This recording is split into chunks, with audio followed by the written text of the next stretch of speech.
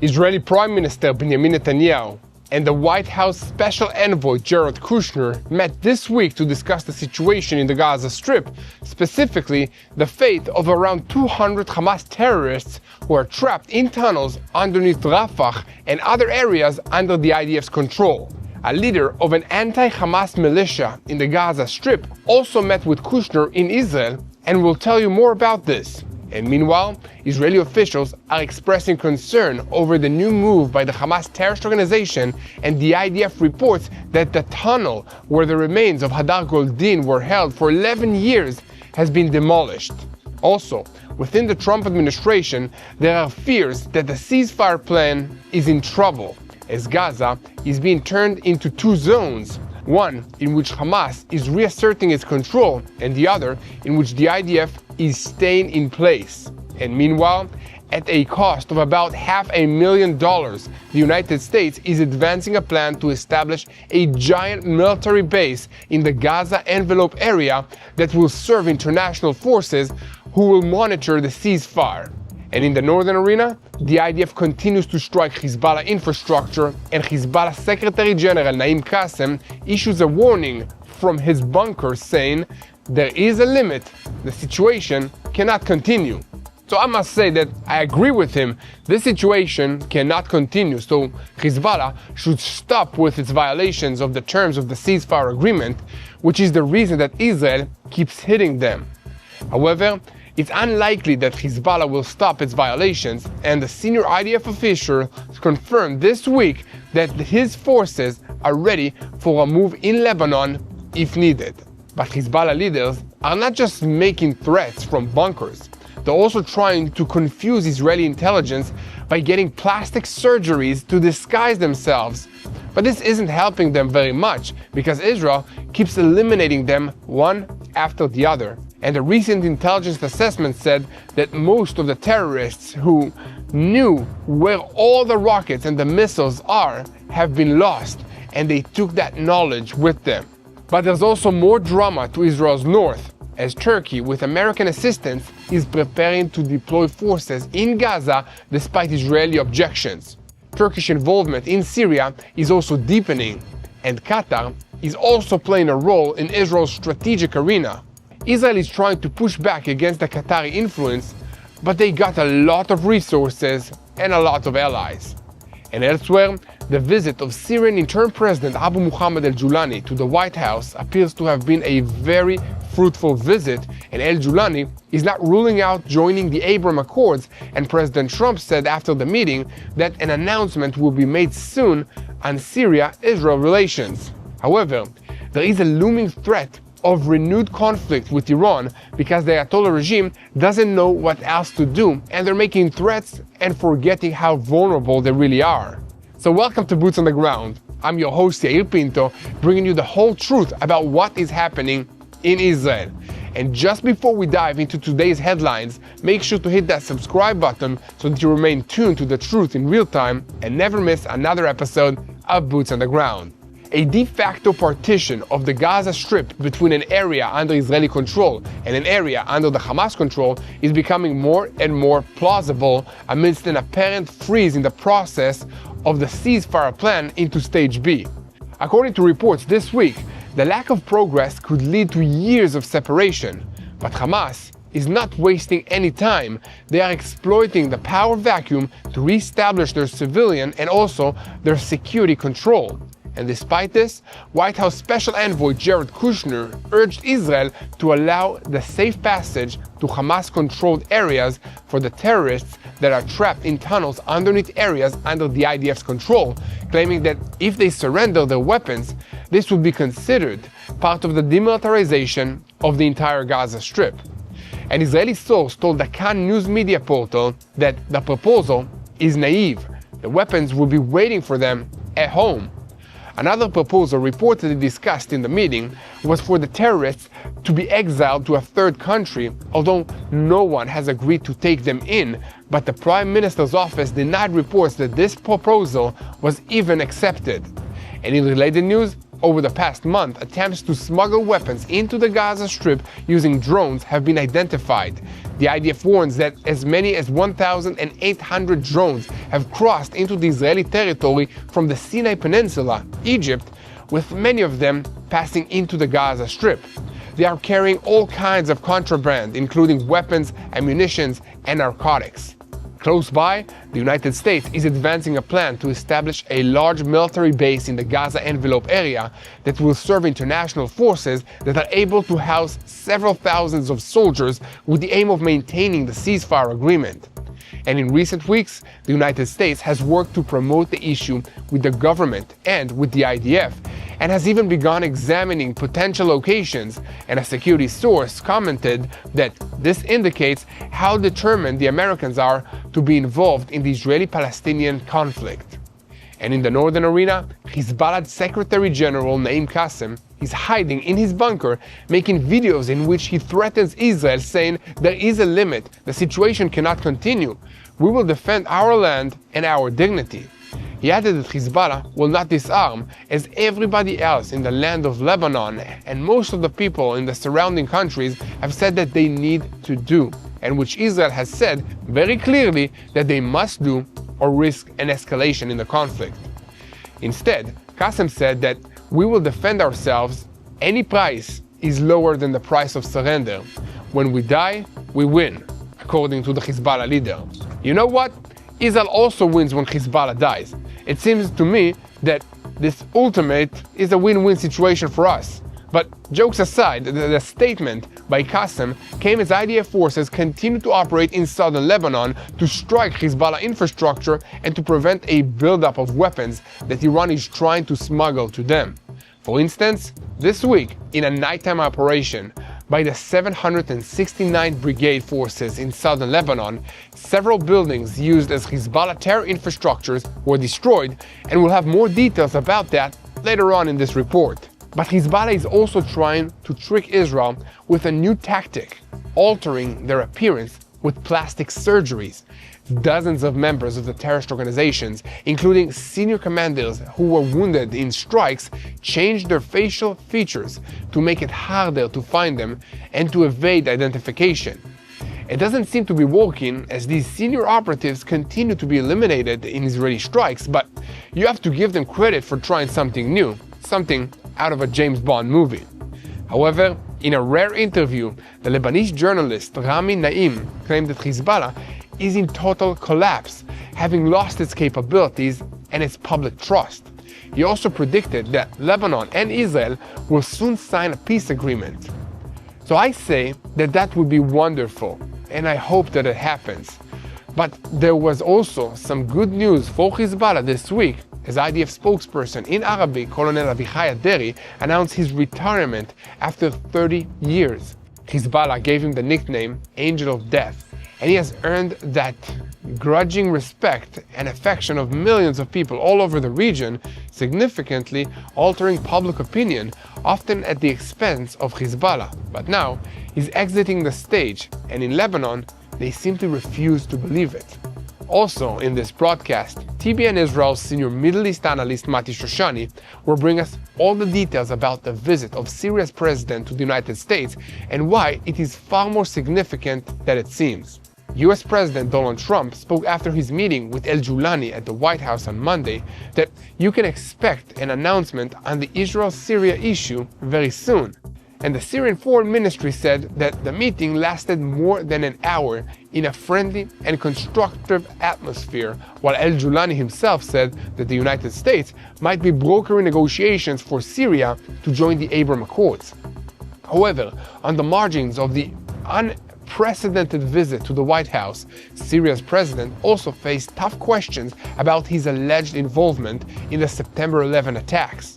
In related news, it appears that Turkey was also involved in brokering the improved relations between the United States and Syria, and they are also trying, with US assistance, to deploy forces to Gaza as part of the international force that is meant to govern the Gaza Strip in Phase 2 of the ceasefire plan. Israel has strongly objected this, but it might be about to happen. Turkey's foreign minister met in Washington with ministers from the United States and from Syria this week and will soon host his counterpart from Egypt, who, according to the reports, agrees with Israel's rejection of the Turkish involvement in the international force that will soon enter the Gaza Strip. And in the Arab media, questions are also being raised about the composition of the force, while, according to one report, Turkey already completed preparations to deploy its forces in the Gaza Strip. And finally, the Chief of Staff of Iran's naval forces of the Revolutionary Guards, General Ali Abdullahi El-Abadi, declared this week that Iran's armed forces are at the highest level of readiness and are prepared to deal with any threat to the borders. Israel does not have a border with Iran, but maybe no one ever told them about all of that. So, something else that no one seems to have ever told the Iranian leadership is that they are in a far more danger from Israel than Israel is in danger from them. For the sake of ordinary Iranian people, I hope that someone can help the regime understand before they make a big mistake. However, the severe drought that is striking the Islamic Republic raises the risk and the threshold for another round of fighting with Israel, because the regime has no idea what to do about the crisis, but they seem to think that if they start another war with Israel, it will lower the risk of an internal uprising against them. So we have a lot to talk about today, so let's dive into the details. I'm Yair Pinto, with me is Mati Shoshani, and together we are bringing you this Boots on the Ground report with the whole truth about what's happening in Israel amidst the ongoing battle against Hamas, Hezbollah, the Houthis in Yemen, the Shia militias in Iraq, and all the other armed groups in this region that are operating under the control of the Iranian Revolutionary Guards Corps, which is the head of the crumbling axis of evil in the Middle East. And a moment before we begin, I want to call on you to keep spreading the truth. We at Boots on the Ground manage day by day to gather information from this region firsthand, but we need your help. You are the ambassadors of truth, and every day the state of Israel is under attacks by organizations and governments that publish lies, fake news, and anti-Semitic propaganda against us. So together with you, we manage to reach as many people as possible and succeed. So make sure to hit the like button, leave a comment, share this video, and above all, subscribe to TBN Israel YouTube channel. So we'll start with a Boots on the Ground report on what's happening in the Gaza Strip. The IDF spokesperson announced this week that a few hours after the return of the remains of the fallen soldier Lieutenant Hadar Goldin, Nachal Brigade infantry soldiers of the IDF destroyed the shaft from which he was abducted more than 11 years ago. This represents the closing of an account that was open for far too long. And meanwhile, over the past month, the security establishment has been engaged in an intensified effort to address a worrying change in weapon smuggling patterns, as the terrorist organizations, especially Hamas, have begun using drones to transfer weapons from the Sinai Peninsula into the Gaza Strip. During the last month alone, IDF fighters identified at least 3 attempts to smuggle weapons into Gaza that were carried out using drones. This development concerns the security services, especially in light of the smuggling loophole that already exists on the southern border. The phenomenon is particularly troubling against the backdrop of the high figures of drones that are infiltrating from the Egyptian border into the Israeli territory. During an internal discussion that was held last week, a division commander noted that since the beginning of the year, about 2,000 drones have crossed the border from Sinai into Israel. Even more troubling is that only about 10% of all these drones were intercepted. This means that about 1,800 drones successfully crossed the border, with each one carrying contraband, including weapons, ammunition, and narcotics. Many of these cargoes are being received by criminal gangs in the Negev and possibly also in Judea and Samaria. The concern is that Hamas is aware of these gaps and will try to exploit them to establish an easier and faster aerial supply line to the Gaza Strip as well. It should be noted that the phenomenon of smuggling from Sinai into Israel is not new, and only last week the Minister of Defense instructed that the Israeli-Egyptian border and all of that area be declared as a closed military zone. The IDF is aware of the evolving threat and is trying to deal with the phenomenon with a variety of tools, including direct fire at drones and through the establishment of dedicated units for detection and neutralization to the use of advanced technological means for intelligence collection and for tracking. And meanwhile, there is a dispute between the United States and Israel over the solution to the crisis of terrorists that are trapped in the tunnels running underneath Rafah. The White House Special Envoy Jared Kushner conveyed a message to Israel this week that it should release all the terrorists to the Gaza side that is controlled by Hamas. According to him, they would be released without weapons, and this would be considered part of the demilitarization of the Gaza Strip. Rumors say that Israel and the United States formulated a compromise under which 200 terrorists staying in the underground route on the Israeli side of the Rafah area in Gaza would be exiled to a third country, but so far, no country that came up has agreed to accept them. Can't blame them. Furthermore, an Israeli official said that it's a naive proposal. The weapons will be waiting for them at home. In addition, a political source responded to the publications on the matter saying, contrary to the reports, there is no agreed solution regarding the terrorists in Rafah. And meanwhile, the Saudi media portal El Hadet reported on Tuesday from its sources that Yasser Abu Shabab, the head of the militia opposing Hamas from East Rafah, met with Kushner at the headquarters of the American forces in Kiryat Gat, in Israel. The sources reported that in the meeting it was agreed that Abu Shabab's forces would secure the exit of Hamas terrorists that are besieged in Rafah, and that the evacuation would be carried out towards areas currently under the terrorist organization's control inside the Gaza Strip. In addition, the report notes that Abu Shabab's representatives are permanently stationed at the headquarters in Kiryat Gat, which suggests ongoing involvement in coordinating moves in the Gaza Strip and its surrounding areas. However, an Israeli source denied that the militia leader met with Kushner in Israel. And here, at TBN Israel, we will continue to report the whole truth, and we invite you to continue and spread it with us. Together, let's make sure that everybody knows what is really happening here in Israel. So, share this content, leave a click on the like button, and of course, don't forget to write us in the comments what you'd like us to talk about in these reports. Now, I want to talk to you for just a moment about one of our partners we are proud to be working with. The war may be over in some parts for now, but for millions of Israelis, the crisis is far from over. Families are still displaced, and over 2 million people remain food insecure. They include Holocaust survivors, the elderly, and children who are trying to rebuild their lives with almost nothing. They need your help. The Joseph Project International is Israel's #1 importer of humanitarian aid. Since the Swords of Iron War began in October 7, 2023, they've delivered more than 1,500 truckloads of life-saving supplies, from food and diapers to hygiene kits and bomb shelter gear. All of it is distributed from their warehouse in the Jerusalem area, and over $26 million in aid was delivered since this war began. That's amazing. And here's the big miracle. Every dollar that you give provides $13 worth of critical supplies thanks to their global network and efficient logistics. Though the headlines may have faded, the need has not. This is your moment to stand with Israel. Go to josephprojectsupport.com. Again, that's josephprojectsupport.com. Your gift brings dignity, relief, and hope to those that are still recovering in Israel. So be part of God's provision. They need your help today.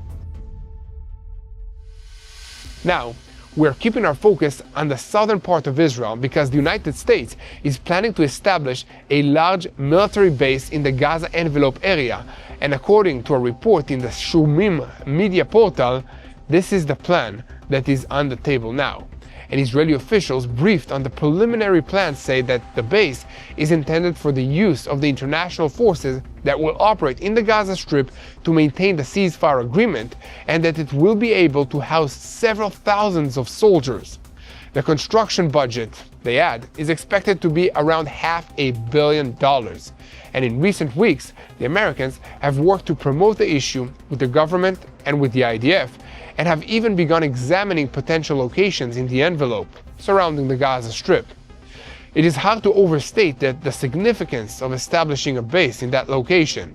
According to them, since the Six-Day War, Israel has done everything that it can to reduce direct international involvement in the Israeli-Palestinian conflict, but the establishment of the base and the deployment of forces on Israeli soil indicates how determined the Americans are to get involved in Gaza.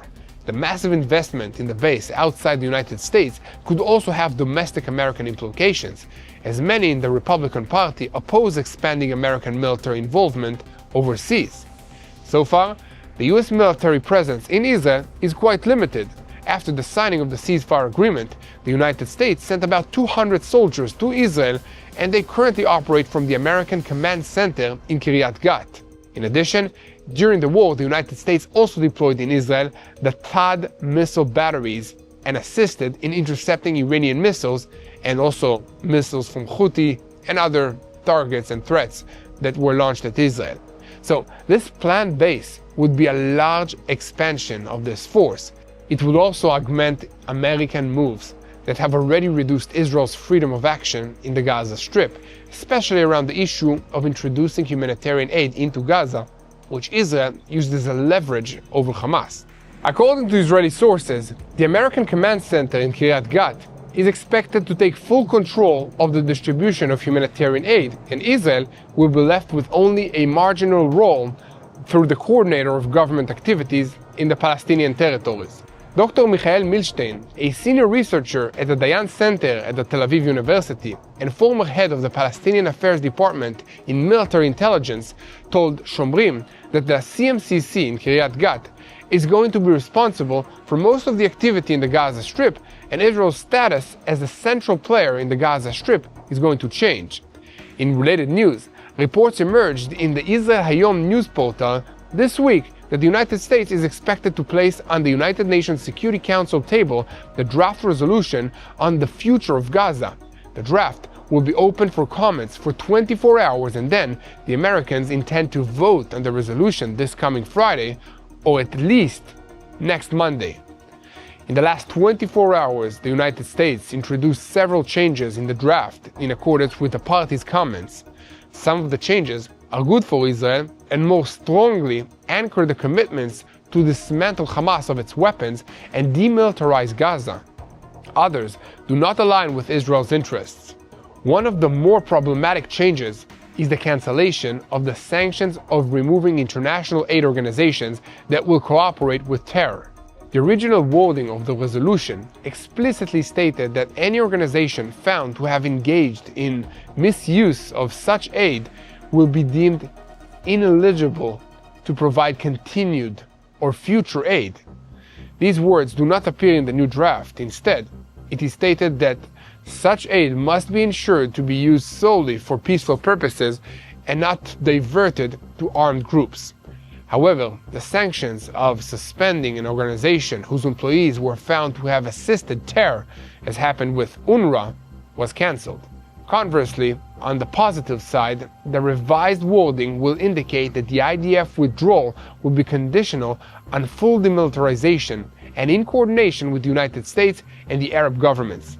According to the new draft, the phased withdrawal of the IDF from the Gaza Strip will take place only after agreed standards of demilitarization and security are achieved. And according to the wordings, the IDF will withdraw in accordance with milestones and timelines to be set jointly with the security forces, the guarantor states, and the United States. And a limited Israeli security presence will remain until the prevention of the return of terror is ensured. The new clause in the decision obligates the International Transition Body, BOP, to submit a written report every 6 months to the Security Council on the progress of implementing Gaza's demilitarization on the ground. This step is intended to strengthen transparency and oversight of the mechanism's work. It should be noted that a similar mechanism was supposed to have functioned for years in southern Lebanon through UNIFIL, but in practice, it did not do its job at all. However, Western officials warned that the Gaza Strip could in practice be divided into two separate areas, one under Israeli control and the other under Hamas control, and against the backdrop of the stalemate in advancing United States President Donald Trump's plan to end this war, this is the situation on the ground. According to Reuters' report, citing 6 European officials that are involved in the efforts, the next phase of the plan is stuck, and reconstruction is focusing only on the Israeli side of the Gaza Strip. The officials warned that the lack of progress could lead to years of separation. According to the first phase of the plan, which went into effect on October 10th, Israel controls about 53% of the Gaza Strip's territory, including extensive agricultural areas, Rafah in the south, and areas in Gaza City. Nearly 2 million Palestinians have been pushed into tent camps and the ruins of the cities that remained under Hamas control. And then Reuters drone footage shows near total destruction in the northeastern part of Gaza City, parts of which were captured by the IDF before the ceasefire. The next phase of the Trump plan includes a further IDF withdrawal from the Yellow Line, the establishment of a temporary transition authority, the deployment of a multinational security force, and the disarmament of Hamas. However, there are no clear timelines or mechanisms for implementation of any of all of this. Furthermore, Hamas refuses to disarm, Israel opposes Palestinian Authority involvement, and there is ambiguity surrounding the establishment of the International Stabilization Force. In the absence of significant American pressure, officials cited that the report assesses that the Yellow Line could become a de facto border between the two areas. The United States drafted a Security Council resolution that would grant a transition authority and the international force a 2-year mandate, but diplomats report that 10 countries, including Arab and European ones, are hesitant and have already made it clear that they will not participate in the force if the mission includes direct confrontation with Hamas terrorists. US Vice President J.D. Vance and Kushner proposed channeling reconstruction funds to the area under the Israeli control, even without moving to the next phase of the plan, in order to create a model zone where some of Gaza's residents would live. But according to the researchers at the International Crisis Group, such initiatives could entrench a long-term split reality. A United States State Department spokesperson claimed that significant progress had been made in advance and the plan, but admitted that there is more work to be done, without addressing whether reconstruction would be limited to the Israeli side or not. And meanwhile, the IDF is placing large yellow concrete blocks along the withdrawal line and building infrastructure on the side under its control. In the Sajaiya neighborhood of Gaza City, fortified positions established after the ceasefire were presented to the journalists, and satellite images show earth berms and rubble compacted into observation mounds. The IDF's international media spokesperson, Lieutenant Colonel Nadav Shoshani, explained that the forces are preventing terrorists from crossing the line, and Israel will withdraw only after Hamas is disarmed and an international force is deployed. On their side of the Yellow Line, Hamas is re-establishing its control, executing rivals, and rebuilding police and civil service personnel to clean the streets. In light of these developments, German Foreign Minister Johann Wedfol has called for swift action, warning that the security vacuum in the Gaza Strip must be filled, and adding that a renewed strengthening of Hamas could lead to another Israeli operation in Gaza. And here at TBN Israel, we will continue to update you on every development, so keep spreading the truth and click the subscribe button so that you remain tuned to boots on the ground and know how to pray for the peace of Jerusalem. Now, we are switching our focus to the northern arena, where Hezbollah in Lebanon continues to violate the ceasefire agreement. On Monday night, 769th Brigade forces destroyed several buildings that served as terrorist infrastructure for the Hezbollah terrorist organization in the village of Hula in southern Lebanon. The operation was carried out as part of the IDF's ongoing military activity in the area, and according to the IDF spokesperson, in addition to destroying the buildings, forces operating in the same area last month located weapons and old explosive charges that had been stored in those buildings and neutralized them. The IDF emphasized that the presence of the infrastructure constitutes a violation of the agreement between Israel and Lebanon. And meanwhile, Hezbollah Secretary General Naim Qassem issued a sharp threat to Israel on Tuesday, warning that the Israeli strikes cannot continue. Everything has a limit. We will not relinquish our weapons. However, in addition to the airstrikes on individual Hezbollah operatives and weapons depots in southern Lebanon, the IDF is also sending ground forces to conduct targeted raids in the security area in accordance with the understandings that are reached with the international recognized government of Lebanon. The aim of these raids is to disrupt Hezbollah's rehabilitation efforts and the organization's terrorist infrastructure. However, the IDF is preparing for the possibility of increasing intensity with regards to the operations in Lebanon. The military has presented the political echelon with several possible courses of action amidst the backdrop of Israel's understandings that the Lebanese state is not doing enough to curb Hezbollah's power. The message being conveyed to Hezbollah is that as long as the current situation continues, Israel will continue to strike even if it leads to escalation. And on that note, according to sources in the security establishment and the IDF, Israel is preparing disproportionate moves for the possibility that the situation will escalate. Furthermore, Israeli officials are beginning to say that after several months in which targeted strikes and raids have not brought about a change in Hezbollah's behavior, there is a need to go for a few days of combat in Lebanon in order to increase the pressure and make good on this threat. But it is unclear to what extent the limited days of combat will succeed in bringing the needed change.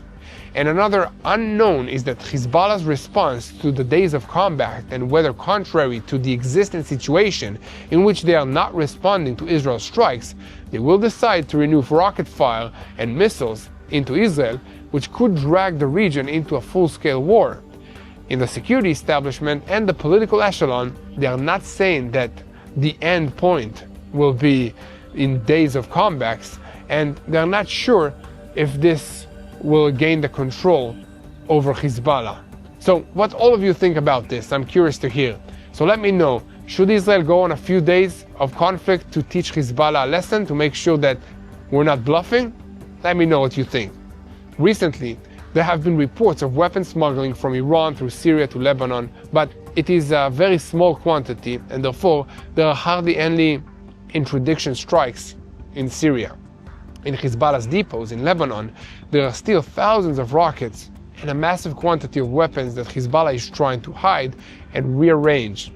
This is as part of the terrorist organization's rehabilitation after taking a hard blow in the campaign against Israel a year ago this month. However, as part of the Israeli Air Force strikes in Lebanon, Israel is trying to exert pressure with the aim of getting the Lebanese government, with the help of international actors, to dismantle Hezbollah themselves. But it is not clear whether such a move is possible in light of Lebanon's international and internal situation. And now, to a short story that emerged this week in the Saudi news portal El Hadat, which says a lot. Much of it is very absurd about Hezbollah's state of mind these days. So, Hezbollah operatives, including senior commanders who were wounded in the past Israeli strikes, underwent dozens of plastic surgeries over recent months in an attempt to make it harder to locate them again and to evade identification. According to the report, the surgeries were performed in Iraq, in Iran, and in Hezbollah clinics in Lebanon. It was also reported that there are commanders who are not wounded and nevertheless underwent surgeries as a preventative measure. All I can say is that this is a somewhat original idea, but it doesn't seem to have done Hezbollah much good, as Israel has continued to target and eliminate Hezbollah leaders despite their new faces. So I would also like to point out that there are a lot of ways to identify someone even without getting a good look at their face. For instance, most people have a distinct way of moving when they walk, and a computer can easily pick that up, especially a super spy computer and advanced cameras. So even from a long distance away you can do that. So my advice to Hezbollah is to stop wasting time and money on plastic surgeries, even though it's pretty cool and it was used in a James Bond movie in the past. So in any case, we will continue to report on every development in this matter, so keep spreading the truth, share, and follow us. And most importantly, make sure to hit the subscribe button so that you never miss another episode of Boots on the Ground. And now, we turn to TBN Israel's senior Middle East analyst Mati Shoshani, who will give us all the details on the Syrian president's visit to the United States and why this is far more significant for Israel than it might seem. So over to you, Mati. Guys, Syria is back on the table. We just witnessed a very dramatic and substantial meeting between President Trump and Ashara, the leader of Syria, the leader of the HTS party or movement that has been governing the land of Syria. And what we're looking at right now unfold before our eyes is a shift in power in the northern border of Israel that is going to determine what happens with Iranian influence in Syria, with Lebanon ultimately, and of course, especially what happens between the Syrian people and Israel. Over the next couple of minutes, we're going to unpack all of that. These are dramatic, substantial, and very meaningful steps that are taking place right in front of our eyes. And we're going to unfold all of that for you to better understand what happened. So let's start with the facts. The leader of Syria, of HTS, a man who was on the most wanted list for the United States just a short time ago, is now visiting the White House. He had a visit with President Trump, not an official visit, but yet a visit in the White House, in the Oval Office, between US President Donald Trump and Ashara, the leader of Syria, the leader of the HTS movement that swept through Syria and overthrew a more than 50-year-long dictatorship of the Assad family in that country. So this is a very dramatic event that takes place in front of us. And the goal here is, before we move on into the details, to reshape the Middle East.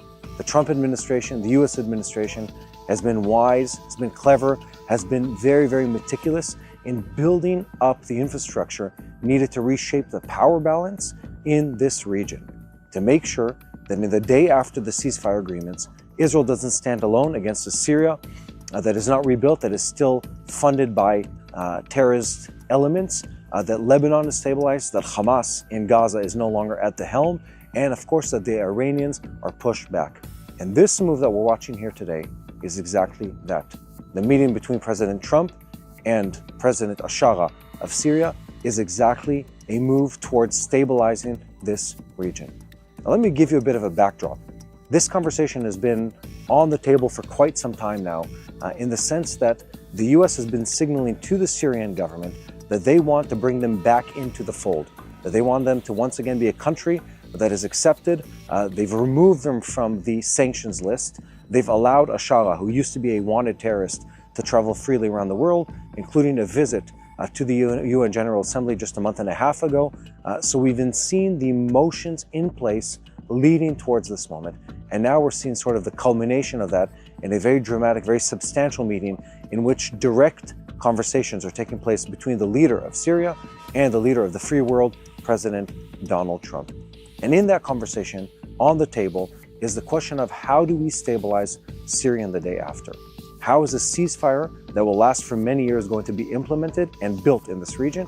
And how do we make sure that it lasts? How do we ensure that just a month or two from now, there isn't a round of exchanges between the Israeli forces and the Syrian forces? So here are the big moving pieces that were discussed in this meeting. So what is on the table? The next big moves here are very, very clear. First of all, we're talking about rebuilding what happens on the border between Israel and Syria. How does that look? Well, the US is planning to put a base near Damascus to supervise the ceasefire and to make sure that the next phases of this agreement are played out carefully and according to the details in the written agreement whenever that materializes fully.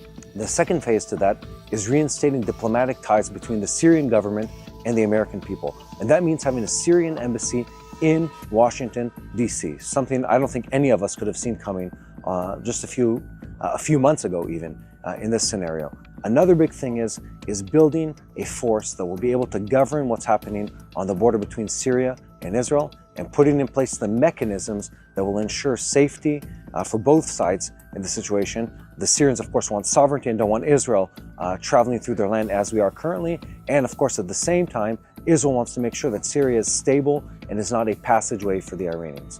The big play here behind the scenes is not just Syria. The big play here is blocking out Iranian influence inside the land of Syria. Syria, to remind you, is a land corridor between the desert that leads from Iraq through the Syrian eastern desert, through Syria proper, and then into Lebanon. So when you think about the arc of influence of Iranian terrorism in this land, that is the way they've been able in the past to traffic personnel, including Revolutionary Guard officers that used to be present both in Syria and in Lebanon, to traffic weapons, to traffic goods, and now currently trafficking cash by hand into Lebanon to try to rebuild Hezbollah. So locking down what happens inside Syria and eliminating the Iranian influence in that is a crucial point for the American government and, of course, for the Syrian government. Now, there's another really big piece here. Syria wants stability, and Assad wants to be the leader that will rebuild the relationship and the stature of the Syrian people, and this agreement is exactly that. But there's another really big point here, and that's the Israeli piece. Currently, I need to remind you, Israel has soldiers on the ground inside of Syria.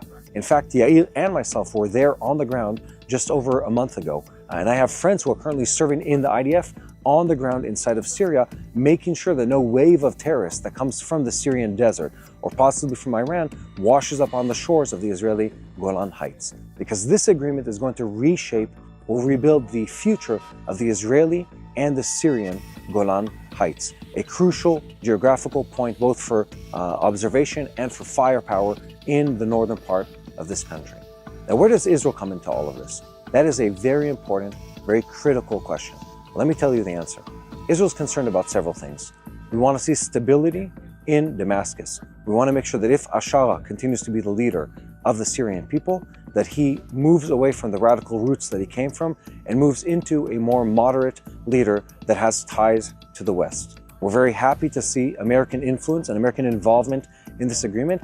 And importantly, we want to make sure that we have a communication channel to allow us to intervene, interfere, and input on what's happening on the ground in Syria. Because the big key phrase for Israel is not just what's happening in Syria, what's happening to the minorities in Syria, and not just any minority, specifically the Druze minority in Syria. That's a huge point that we've talked about a lot in the past. I'll just remind you shortly that there was an attempted massacre and possibly genocide of the Syrian minority inside Syria by people related to and possibly encouraged by the current president of Syria, Assad. So this happened just a couple months ago, and we want to make sure, Israel wants to make sure that if this agreement moves forward, what we have on the table is a humanitarian passageway from Israel into Suida, which is sort of the capital of Druze presence inside Syria. Druze are a minority that is very important to the Israeli people because they're part of our country, and these people are family linked between borders. So it's very important for us to ensure the safety of those people. Israel and the United States want to make sure that Iran is out of the picture, that they no longer have a foothold, physically speaking, inside Syria, that they can't travel freely, they can't transfer goods, and they can't influence what's happening here.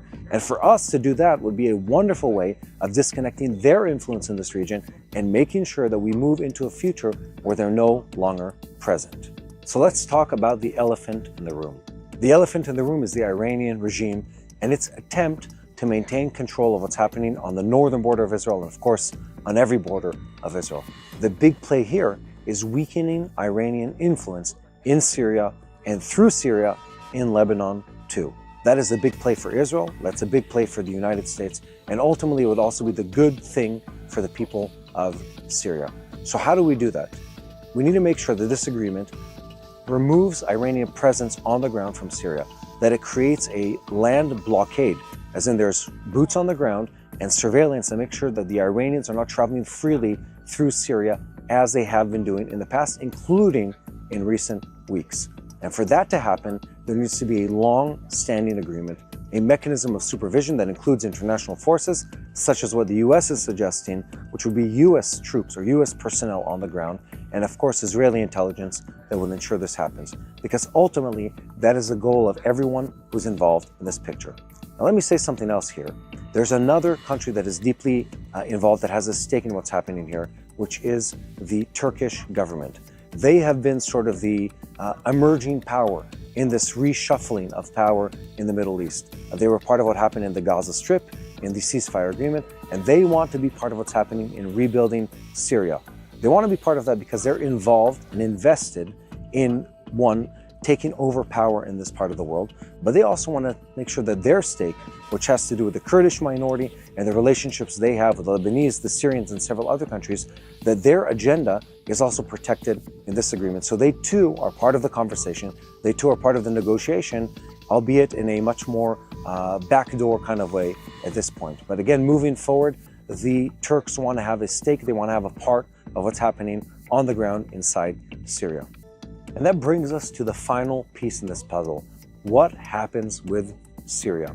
This play that we're witnessing in front of our eyes is a very dramatic shift from a Syria that was a fractured country, a broken country, where other countries were pulling off pieces of it. That included the Russians, that included part of Assad's regime, that included the Iranians, to a country that now is controlled by one faction or one party with the help of external power, be it the Americans in this case. This would be a move forward for them into stability, into independence, and into security that could trickle down into this entire region. Now let me remind you what's been happening behind the scenes outside of the conversations between the leader of Syria, Ashara, and President Trump. Israel has been waging a campaign inside Lebanon and on the border with Syria, fighting against a re-emerging Hezbollah that has been funded by the Iranians and attempts of the Iranians to funnel weapons, cash, and personnel into this region once more.